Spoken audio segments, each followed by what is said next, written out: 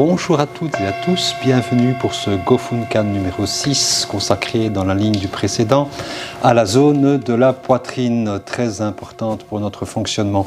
Nous avons parlé la dernière fois de la poitrine comme zone de la respiration.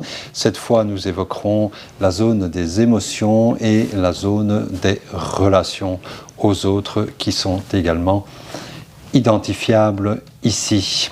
Alors, quand nous avons des émotions, quand nous sommes joyeux, nous avons le cœur léger, quand nous ne sommes pas bien, nous avons le cœur lourd. Et donc, nous situons très clairement les émotions ici, dans cette zone. Et c'est Claude François qui, le premier, a résumé magnifiquement ce qui se passait ici dans sa thèse « Ça s'en va et ça revient, c'est fait de tout petit rien ». Eh bien, c'est ça le problème, c'est que ça s'en va, mais que aussi ça revient et ça revient tout le temps. On n'arrivera pas à maîtriser ces émotions, on n'arrivera pas à les supprimer, heureusement d'ailleurs, sinon on aurait de graves problèmes psychologiques.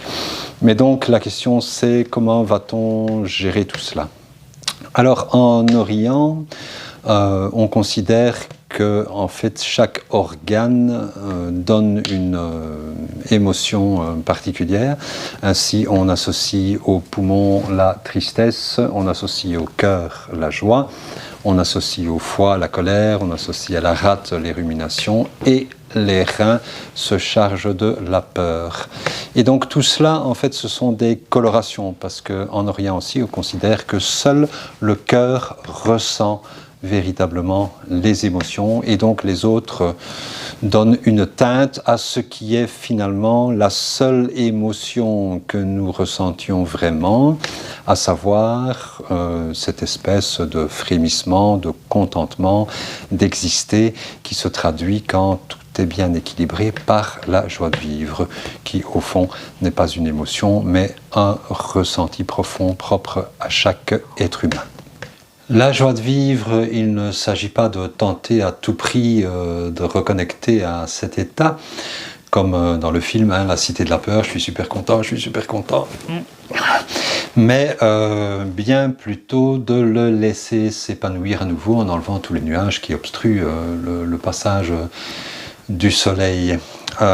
Et donc ressentir, on parlait ici de la zone de la poitrine, mais en fait lorsqu'une émotion s'empare de nous, elle va circuler quelque part dans notre corps et ce qui va être important à faire, c'est d'essayer de sentir où.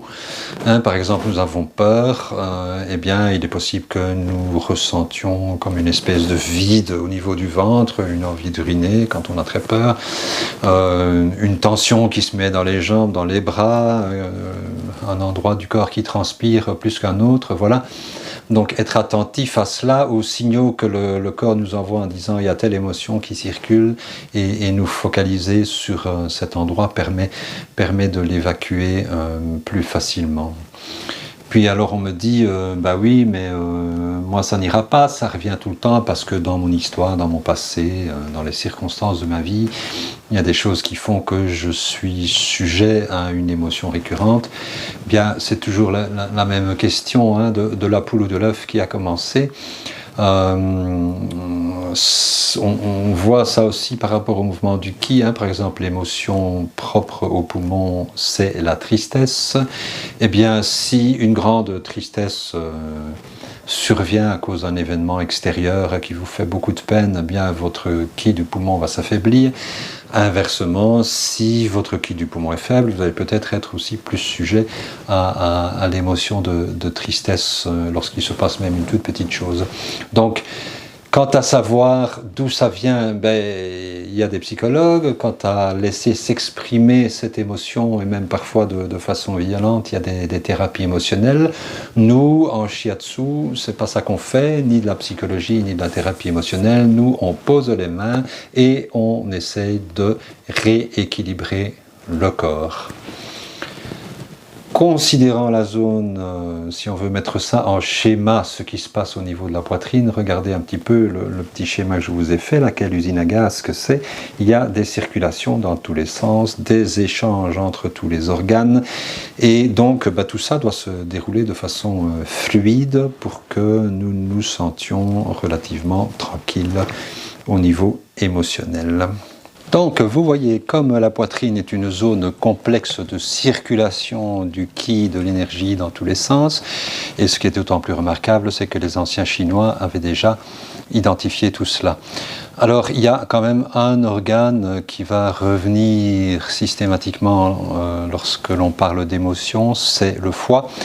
Et là, je vais vous citer un passage d'un excellent livre du docteur Manola Suvanlasiabai, je ne suis pas sûr qu'on prononce ça comme ça, mais qui est une médecin laotienne qui a écrit un ouvrage remarquable sur la médecine énergétique chinoise.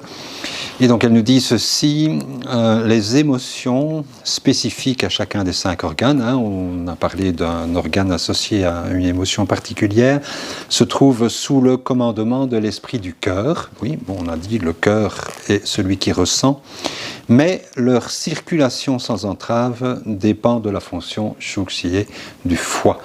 Il est dit que le foie contrôle la réflexion stratégique. Dans les analogies du corps avec le gouvernement, le foie est effectivement le général des armées, alors que le cœur est l'empereur.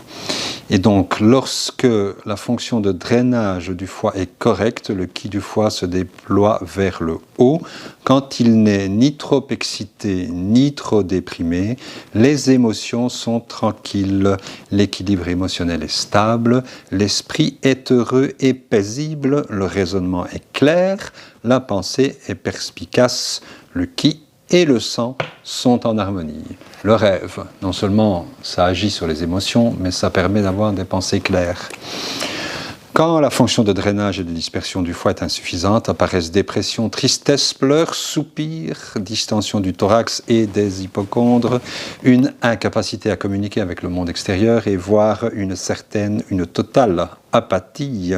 Et quand cette fonction de drainage est excessive, apparaissent l'irritabilité, l'insomnie avec réveil à 3 heures du matin, des rêves abondants, une céphalée temporale et, dans les cas graves, une agitation furieuse. Voilà donc le rôle du foie doit être parfaitement équilibré pour que nous ayons des émotions et des pensées relativement stables et heureuses et claires. Alors maintenant, ne courez pas chez votre médecin dire docteur, je suis agité, c'est mon foie. Vous savez qu'en médecine orientale, on ne considère pas la physiologie de l'organe telle qu'on la considère en médecine occidentale, mais bien plutôt les fonctions du foie. Donc il s'agit bien ici de ce qui est identifié comme la fonction de drainage du foie qui est excessive ou insuffisante. Donc vous avez en fait 2 grands mouvements de qi qui vont être déterminants. Ça c'est dans un petit coin du diagramme là, que je vous ai dessiné. Il y a d'une part le qi du foie dont la dominante va être de monter, et il y a le qi du poumon dont la prédominance va être de descendre. Et donc quand ça descend trop, eh bien on est dépressif, on est triste, et quand ça monte trop, on est beaucoup trop agité. Et donc c'est là qu'on dit que le feu du foie monte et embrase, et vous voyez d'ailleurs les personnes qui sont émotionnellement perturbées, souvent l'énergie est trop haute, et même parfois ça va jusqu'à la couleur du visage ou des yeux qui devient rouge. Donc il s'agit bien de feu en excès. CQFD, on dit ça à chaque fois, le shiatsu, qu'est-ce que ça fait? C'est un rééquilibrage, donc il va s'agir d'être équilibré entre la fonction de descente et la fonction de montée pour se sentir émotionnellement plus tranquille. Le qi, c'est l'énergie qui circule à travers le corps. On a vu qu'il y avait un qi propre à chaque organe avec un mouvement particulier. Il y a aussi plusieurs qualités d'énergie qi. Et donc par exemple, celle au niveau de la poitrine, on va l'appeler l'énergie So-ki, l'énergie So-ki qui va régir la respiration, puisque évidemment, chapitre précédent, une bonne respiration est associée à des émotions plus stables. Donc quand vous êtes sujet à de l'agitation émotionnelle, d'abord respirez. Ensuite, il y a un point tout à fait intéressant qui se situe au milieu de la poitrine sur la ligne médiane à hauteur des mamelons, disent les atlas d'acupuncture. Concept fluctuant, excusez-moi mesdames, donc il faut sentir ici sur la ligne médiane, il y a une espèce de petit rebord et de point très très sensible qui est le point Danchu, qui signifie milieu de la poitrine. Et donc stimuler ce point, le tapoter ou bien exercer une pression, voilà, comme ceci, vous le trouverez parce qu'il est sensible. Eh bien, va permettre de stabiliser déjà pas mal de choses. On peut l'associer au point maître de cœur 4 qui se trouve sur le milieu du bras à 5 pouces de distance par rapport au pli du poignet. Donc 1, 2, 3, 4, 5, voilà. Et une forte pression sur, c'est en quelque sorte le rescue émotionnel dans le shiatsu. Hein. Donc une forte pression sur ce point va permettre de calmer déjà pas mal les émotions qui vous étreignent.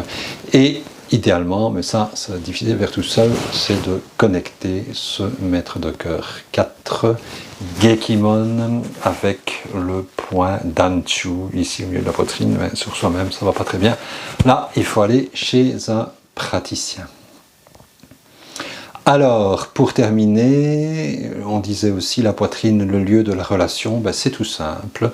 À partir du moment où votre poitrine est tranquille et où vos émotions s'expriment de façon non excessive, heureuse, joyeuse, eh bien, votre relation aux autres change parce que il y a des tas de techniques qui démontrent cela aussi, mais le seul changement qui soit vraiment efficace, c'est le changement qu'on opère sur soi-même, et le changement qu'on opère sur soi-même va opérer sur les autres. Donc quelqu'un qui intérieurement change, se stabilise, s'ouvre, va susciter chez les personnes qu'il rencontre une réaction adaptée.